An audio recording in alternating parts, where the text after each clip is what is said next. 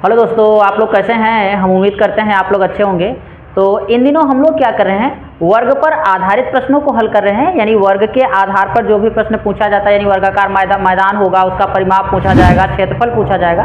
तो इन्हीं सारे प्रश्नों को हम लोग क्या कर रहे हैं, हल कर रहे हैं। हम लोग समझने का प्रयास करते हैं। हमारे पास एक प्रश्न है। प्रश्न क्या है हम लिखते हैं, आप देखें प्रश्न क्या है। एक वर्गाकार मैदान है। हम दिखाते हैं यहाँ पे प्रश्न को। क्या है प्रश्न, एक वर्गाकार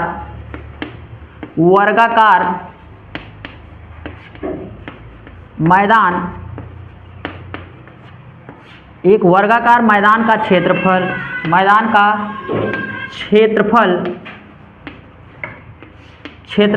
441 मीटर स्क्वायर है। क्षेत्रफल 441 मीटर स्क्वायर है। तो वर्ग का परिमाप क्या होगा। तो वर्ग का परिमाप क्या होगा।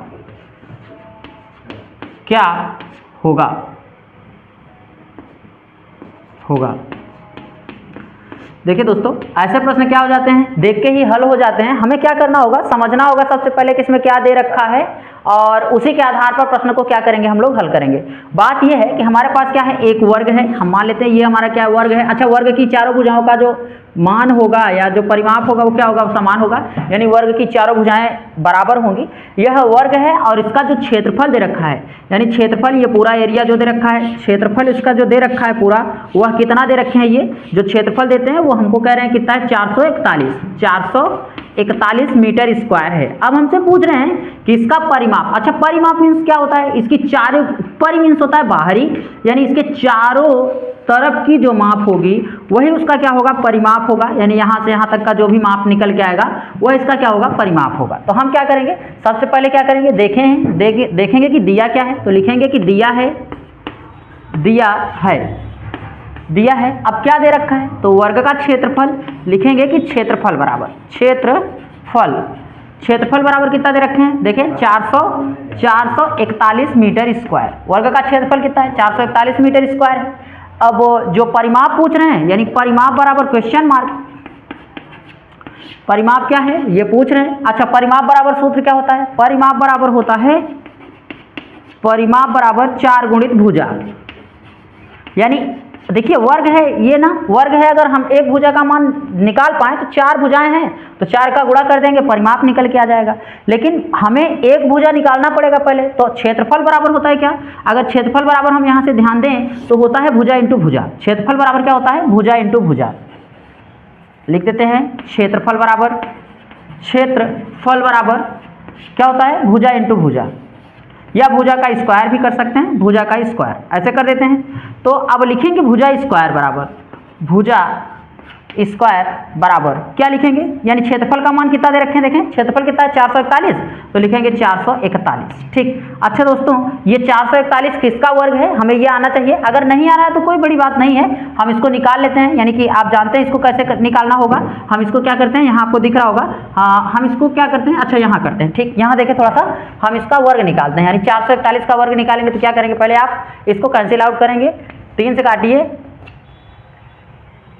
3 एक का 3, और यहाँ पे 1 बच गया, ये हो गया 14, तो 2 बार जाएगा, यहाँ हो जाएगा, यहाँ बचेगा 2, 21 हो जाएगा। तो 7 3 कितना हो जाएगा, 21 हो जाएगा। ठीक, फिर देखें ये किससे कटेगा, फिर 3 से कटेगा, फिर 3 से काट दीजिए, तो काटेंगे 3 चौक 12, 1 मिनट 3 चौक 12, 9 1 10, नहीं कटेगा ये 3 से। क्या हम कुछ गलत काट दिए हैं क्या, फिर से देखते हैं। अच्छा 1 मिनट रुक जाइए, देखते हैं। देखें 3 से काटे, 3 एक का 3, यहाँ बचा कितना, यहाँ बच गया 1, हो गया 14, तो ये कितना होगा, 3 चौक 12, यानी 4 बार जाएगा, यहाँ हो जाएगा 12, और बचेगा कितना यहाँ पे, अब कितना बचेगा 2, तो ये कितना हो जाएगा यहाँ इतनी। अब ये कट गया ना, हाँ। तो अब हम क्या करेंगे, इसको फिर से काटेंगे, 3 से काटें, तो यहाँ पे जब काटेंगे तो 4 बार जाएगा ये, अब बचा 2, फिर यहाँ पे क्या आ जाएगा, जब इसको आप इससे कैंसिल आउट करेंगे तो कितना आ जाएगा, 9 आ जाएगा। ठीक, अब 7 से काटें, 7 7 49, फिर 7 से काट दें, अब 2 का जोड़ा बनेगा, ये और ये जोड़े में बन रहा है, तो इसका इसमें गुणा करें, यानी 3 गुणित 7, 7 त्रिक कितना हो जाएगा, 7 त्रिक 21, यानी ये किसका वर्ग है, 21 का। तो हम यहाँ लिखेंगे, यानी कि अगर हम भुजा बराबर निकालें तब भुजा बराबर स्क्वायर हटा देते हैं तो ये रूट में चला जाएगा। भुजा बराबर कितना आ जाएगा, 21 गुणित 21 लिख देते हैं इसको सीधे, 1 21 बाहर हो जाएगा, तो भुजा बराबर क्या निकल के आया, भुजा बराबर निकल के आया 21, कितना 21 मीटर। ये हमारा क्या है, एक भुजा का मान निकल के आया। अब हमसे पूछ रहे हैं परिमाप, यानी क्या पूछ रहे हैं आप, परिमाप। तो परिमाप बराबर हम क्या करें, फार्मूला हम बताएं, आपको पहले ही बता रखे हैं, परिमाप बराबर 4 गुणित भुजा। तो यही लिख दीजिए, परिमाप बराबर 4 गुणित एक भुजा का मान कितना पाए आप, 21 मीटर। रख दीजिए, इसी का गुणा कर दीजिए इसमें, तो परिमाप बराबर कितना आएगा, परिमाप बराबर इसका इसमें गुणा करें 4 और यहाँ पे 84 मीटर, यानी जो परिमाप बनेगा वह क्या बनेगा, 84 मीटर। तो ये हमारा आंसर है। यानी अगर हमें इस वर्गाकार मैदान के चारों तरफ अगर हमें तार बांधना होता तो क्या करते हम लोग, 84 मीटर लंबा तार लेते, जो इसको चारों तरफ से क्या करता, घेर लेता। तो हम आशा करते हैं आपको ये सारी चीज़ें समझ में आ रही होंगी। बेहद आसान होता है वर्ग पे आधारित जितने भी प्रश्न होते हैं। ऐसे ही प्रश्न एग्जाम में आते हैं जहां हम कंफ्यूजन में रहते हैं, क्योंकि ऐसे प्रश्नों को हम देख के ही हल कर सकते हैं। तो आप इसको अच्छे तरीके से समझते चले, ताकि आप आसानी से सारी चीज़ों को कर पाए। ठीक है, तो हम अपने अगले प्रश्न पे बढ़ते हैं। ठीक है, तो देखिए दोस्तों, हमारा अगला प्रश्न है देखिए प्रश्न क्या है। प्रश्न ये है कि एक आयताकार बाग है, उसकी लंबाई और चौड़ाई का अनुपात दे रखे हैं और उसका क्षेत्रफल दे रखे हैं। तो हमसे पूछ रहे हैं कि उसकी लंबाई और चौड़ाई क्या होगा। हम प्रश्न लिख रहे हैं, आप समझे थोड़ा सा। कह रहे हैं कि एक आयताकार, एक आयताकार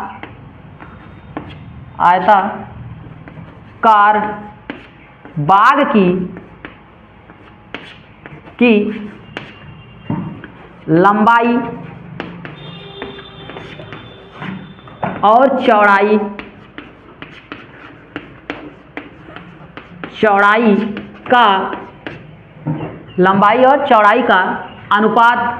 लंबाई और चौड़ाई का अनुपात 3:2 है। 3:2 है। यदि बाग का क्षेत्रफल क्या हो, 600 मीटर स्क्वायर हो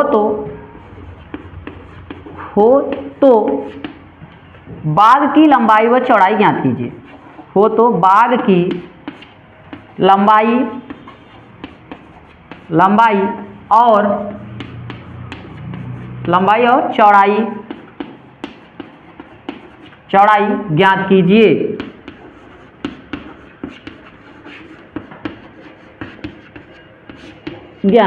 देखिए, बहुत ही साधारण प्रश्न है। सबसे पहले आपको ये मालूम होना चाहिए कि जो बाग का जो क्षेत्रफल होता है, यानी कि आयताकार क्षेत्रफल क्या होगा, आयत का क्षेत्रफल क्या होगा, तो आयत का क्षेत्रफल होता है लंबाई गुणित चौड़ाई।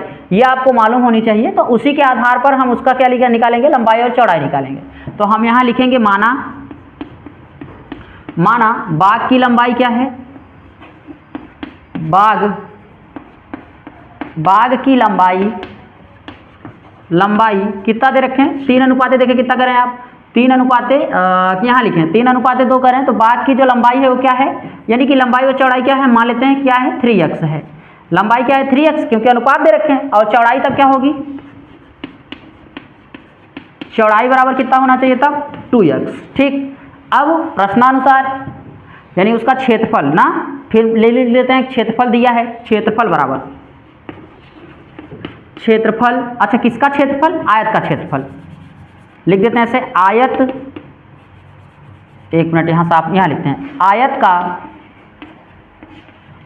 का क्षेत्रफल बराबर क्या लिखेंगे, क्षेत्रफल बराबर लंबाई गुणित चौड़ाई ना, लंबाई और गुणित क्या लिखेंगे, चौड़ाई, यही होगा। अब देखें क्षेत्रफल निकालना है आपको, तो आयत का क्षेत्रफल, तो क्षेत्रफल बराबर लिख देते हैं ऐसे ही, क्षेत्रफल बराबर क्या होगा, लंबाई आपने कितना मान रखा है, कितना है 3x, तो लिखेंगे 3x गुणित चौड़ाई कितना है 2x, तो लिखेंगे 2x। अच्छा, बाग का क्षेत्रफल दिया कितना है, हमें यह आना चाहिए। तो क्षेत्रफल देखिए यहीं लिख देते हैं, क्षेत्रफल बराबर कितना दे रखे हैं आप, क्षेत्रफल बराबर आपने कितना दिया हुआ है 600 मीटर स्क्वायर। तो क्षेत्रफल जहां लिखा है उसकी जगह पर हम लोग क्या लिखेंगे, 600 मीटर स्क्वायर। तो जहां क्षेत्रफल लिखा हुआ है वहां हमको लिख देना चाहिए 600 मीटर स्क्वायर। तो यहाँ लिखेंगे हम क्या, 600 बराबर यहाँ लिखोगे क्या 3x गुणित के 2x, इसका आपस में गुणा करेंगे आप, जब गुणा करेंगे कितना हो जाएगा 3 दूना 6 और x क्या बन जाएगा x स्क्वायर, तो ये हो जाएगा 600 बराबर 6 और x स्क्वायर, 6 से 6 को काट देंगे आएगा 100, यानी x बराबर कितना निकल के आया, x स्क्वायर बराबर निकल के आया 100। अच्छा एक बात बताएं, यहाँ पे हमसे सिर्फ x पूछा जा रहा है, x स्क्वायर तो पूछा नहीं जा रहा है, तो हम इसको क्या करेंगे x हटाएंगे तो 100 किस में आ जाएगा, रूट में, तो x बराबर जब इसको लेंगे तो ये हो जाएगा 100। अच्छा आप एक नियम जानते हैं, जब इसको रूट से बाहर निकालते हैं तो प्लस माइनस में दोनों में क्या लिख सकते हैं 10 लिखेंगे, यानी 10 का स्क्वायर है ये। तो बच्चों जो लंबाई और चौड़ाई होती है वह ऋणात्मक नहीं होती, वह क्या होती है, धनात्मक होती है, इसीलिए हम मान लेते हैं कि x बराबर कितना निकल के आएगा, जो x बराबर आएगा वो कितना आएगा 10 ना, 10 मीटर, यानी x का मान आया 10, x का मान आया 10।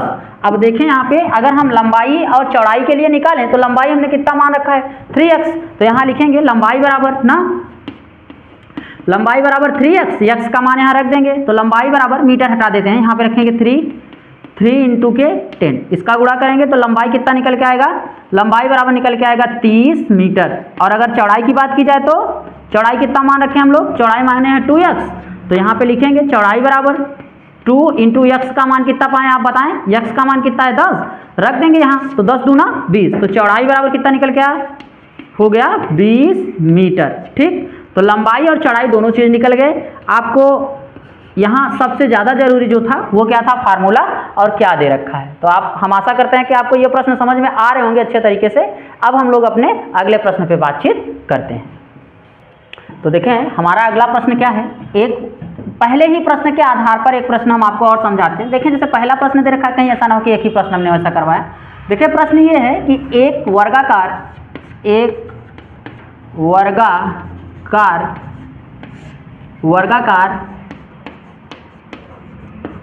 मैदान का क्षेत्रफल एक वर्गाकार मैदान का क्षेत्रफल 225 मीटर स्क्वायर है। ठीक, करें 225 मीटर स्क्वायर है, तो मैदान का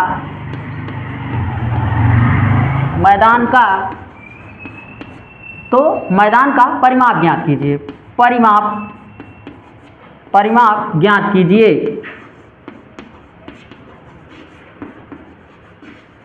ज्ञात कीजिए।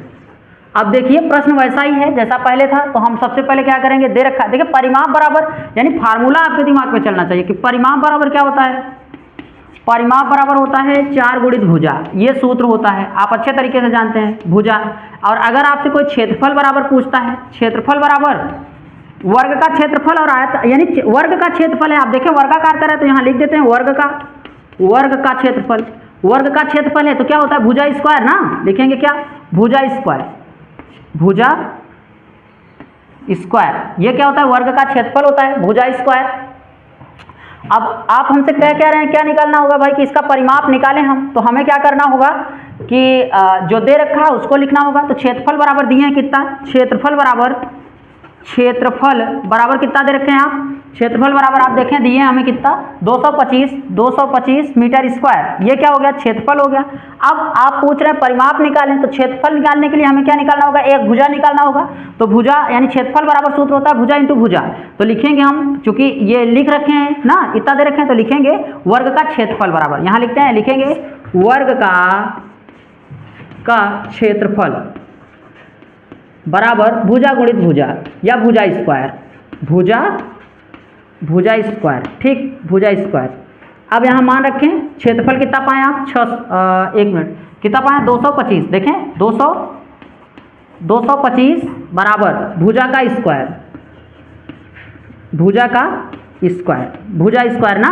अब बच्चों हमें क्या चाहिए, एक भुजा चाहिए, तो अगर यहाँ पर 225 लिखा हुआ है तो 225 किसका वर्ग है, आपको आना चाहिए, नहीं आ रहा है तो वर्ग निकालना भी आपको आना चाहिए, यहाँ निकाल देते हैं हम। देखिए अगर लास्ट में 5 है तो ये किससे कटेगा, 5 से ही कटेगा, हम इसको काटते हैं, यहाँ 5 चौक 20 हो जाएगा ना, यहाँ 20 हो गया, और यहाँ पे कितना आ जाएगा, तब यहाँ बचा हमारे पास कितना, आप देखें यहाँ 4 बार गया, 2 बचा 25, यहाँ पे ऐसे लिखेंगे, फिर इसको काटेंगे आप ना, तो जब काटेंगे तो यहाँ पे कितना हो जाएगा 9 × 45 ऐसे कट जाएगा, फिर काटेंगे 3 से, फिर 3 यहाँ पे, फिर काटेंगे कितना हो जाएगा 3, तो देखें एक जोड़ा बना, तो 5 और 3 में गुणा करें, 5 3 कितना हो जाएगा 15, यानी भुजा बराबर कितना निकल के आया, भुजा बराबर निकल के आया जो वह क्या निकल के आया 15 ना, यानी रूट में क्या लिखेंगे, स्क्वायर गायब करेंगे 225 और इसको बाहर निकालेंगे तो भुजा बराबर लिख सकते हैं हम लोग क्या, भुजा बराबर लिखेंगे 2 प्लस माइनस 15, तो माइनस तो लिख नहीं सकते क्योंकि भुजा है, प्लस में ही आएगा, तो एक भुजा का मान जो आएगा वो कितना आएगा,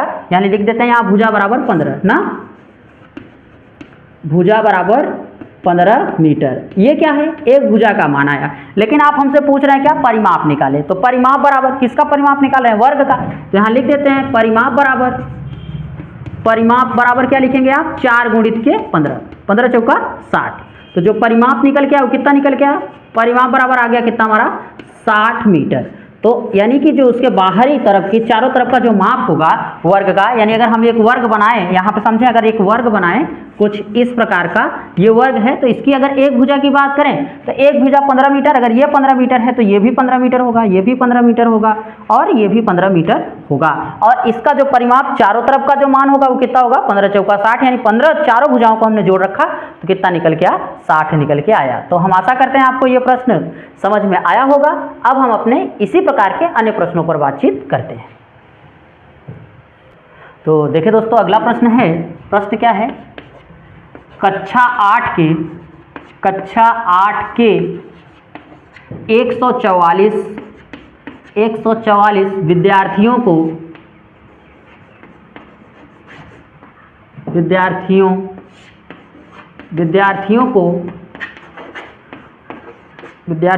इस प्रकार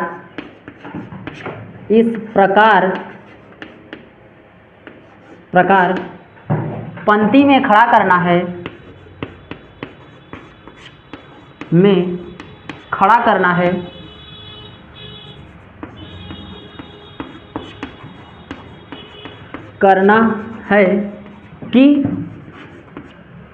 कि जितने पंक्ति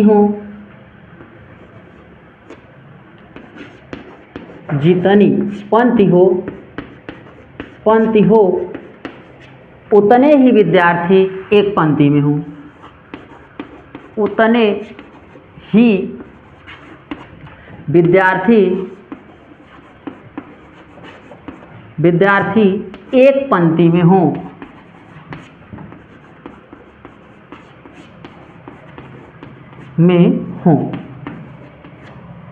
ये प्रश्न है हमारा। अब देखें यहाँ पे क्या करें कि भाई कुल एक कक्षा 8 के विद्यार्थी हैं जिनकी संख्या कुल कितनी है 144 है।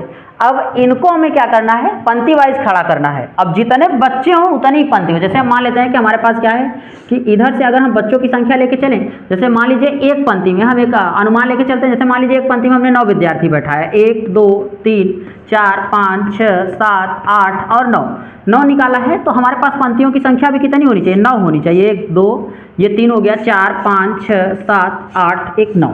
तो अगर इस प्रकार देखें 9 इधर और 9 इधर, तो ये क्या बन जाएगा, एक वर्ग बन जाएगा ना, एक वर्ग। तो अगर हम क्या करें, यानी वर्ग का अगर क्षेत्रफल निकालें, वर्ग का अगर आप क्षेत्रफल निकालेंगे तो एक भुजा का जो मान निकल के आएगा, चाहे इधर चाहे उधर किसी तरफ का, एक भुजा का मान जो निकल के आएगा उतने ही क्या होंगे, विद्यार्थी होंगे एक पंक्ति में। तो हम लिखेंगे कि चूंकि पंक्ति तथा बच्चे तथा पंक्तियों की संख्या क्या है, वर्गाकार हो रही है, अतः वर्ग का क्षेत्रफल बराबर, चूंकि बच्चे तथा पंक्ति की संख्या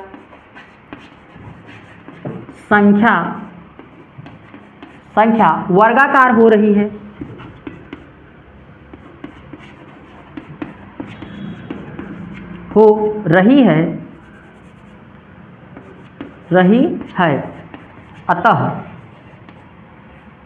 अतः वर्ग का क्षेत्रफल बराबर क्या लिखेंगे, वर्ग का क्षेत्रफल बराबर, यहाँ से लिखते हैं वर्ग का क्षेत्रफल बराबर, वर्ग का क्षेत्रफल बराबर कितना लिखेंगे, यह है कितना हमारे पास 144। ठीक, अब क्षेत्रफल बराबर क्या होता है, वर्ग का क्षेत्रफल 144 दे रखे हैं, तो हम क्या करेंगे, लिखेंगे, चूंकि हम लोग जानते हैं जो सूत्र होता है वो क्या होता है, वर्ग का क्षेत्रफल बराबर, वर्ग का क्षेत्रफल बराबर भुजा गुणित भुजा। ना, यानी बराबर भुजा गुणित भुजा, भुजा और गुणित क्या लिखेंगे, भुजा, कुछ ऐसा ही लिखना होगा। तो क्षेत्रफल देखें कितना दे रखें 144 है, यहाँ लिखेंगे 144 और गुणित क्या लिखेंगे, भुजा, यानी सीधे इसको लिखा जा सकता है भुजा का स्क्वायर, भुजा का स्क्वायर ऐसे लिख सकते हैं। तो आपको एक भुजा चाहिए, अब अगर एक भुजा निकालेंगे तो इसको किस में करना होगा, रूट में करना होगा या बच्चों की संख्या बराबर, तो लिखना पड़ेगा भुजा बराबर अंडर रूट में कितना 144।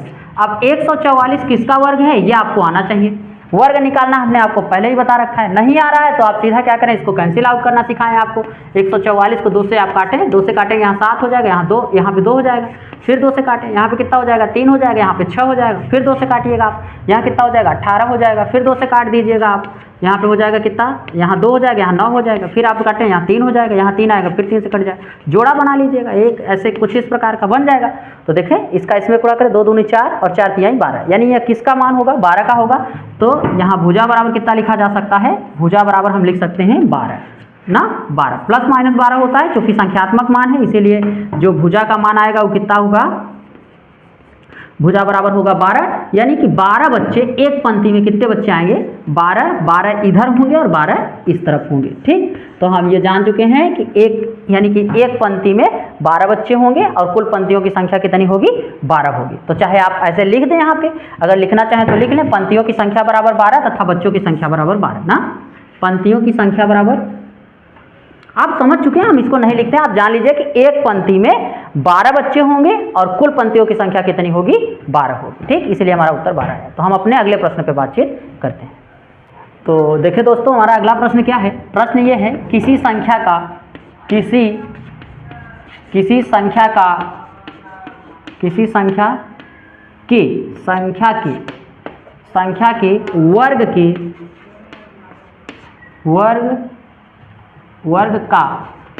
के वर्ग का 3 गुणा